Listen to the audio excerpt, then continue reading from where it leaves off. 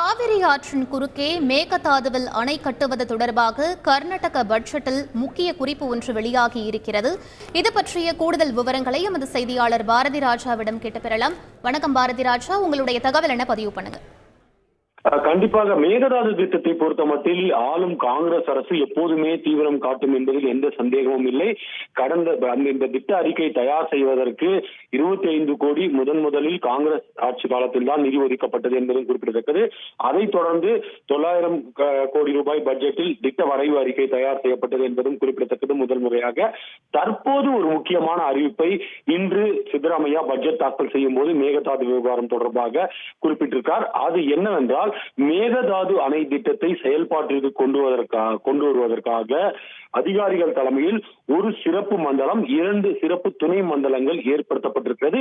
இது முழுக்க மேகதாது திட்டத்தை செயல்பாட்டிற்கு கொண்டு வருவதற்காக மட்டுமே செயல்படும் என்று தெரிவிக்கப்பட்டிருக்கிறது. அது மட்டும் இல்ல, அனுமதி கிடைத்த உடனேயே இந்த மண்டலங்களில் உள்ள அதிகாரிகள் உடனடியாக அந்த அணை கட்டுவதற்கான பணியை தொடங்குவார்கள் என்றும் குறிப்பிடப்பட்டிருக்கிறது.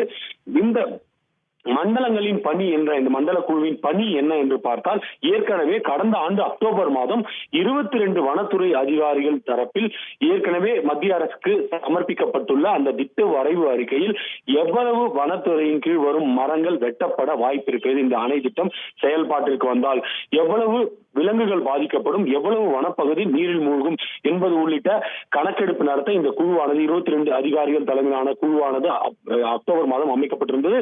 இந்த குழு முழுமையாக ஆய்வு நடத்தி எவ்வளவு மரங்கள் வெட்டப்படும், எவ்வளவு விலங்குகள் இந்த பகுதியில் மூழ்கினால் பாதிக்கப்படும் என்பது உள்ளிட்ட விவரங்கள் அரசுக்கு அறிக்கையாக சமர்ப்பித்துள்ளன, ஏற்கனவே சமர்ப்பிக்கப்பட்டுவிட்டது. இது தவிர அங்குள்ள விளைநிலங்கள், அதாவது விவசாயிகளுக்கு சொந்தமான விளைநிலங்களும் இந்த திட்டத்தின் வாயிலாக பாதிக்கப்படுகிறது. அதுவும் நீரில் மூழ்கும் அபாயம் இருக்கிறது.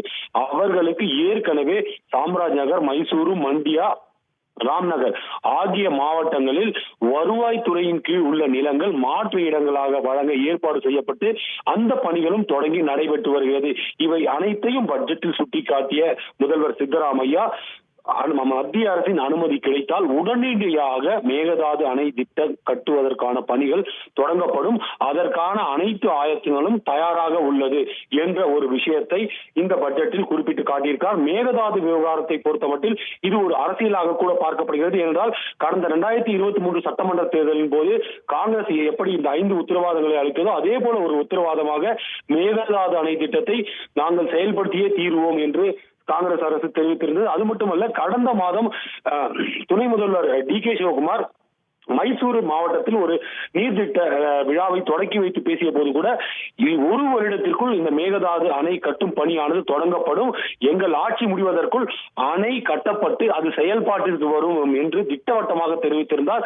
ஒட்டுமொத்தத்தில் மேகதாது அணை விவகாரத்தில் கர்நாடக அரசு தீவிரம் காட்டி வருகிறது. இதன் மூலமாக அவர்கள் பலமான பகுதியாக கருதும் அந்த பழைய மைசூரு மண்டலத்தை கூட தங்கள் வசப்படுத்திக் கொள்ள முடியும் என்ற ஒரு வகையில் தான் இந்த பட்ஜெட்டில் இந்த அறிவிப்பானதை வெளியிட்டிருக்கிறார் கர்நாடக முதல்வர் சித்தராமையா.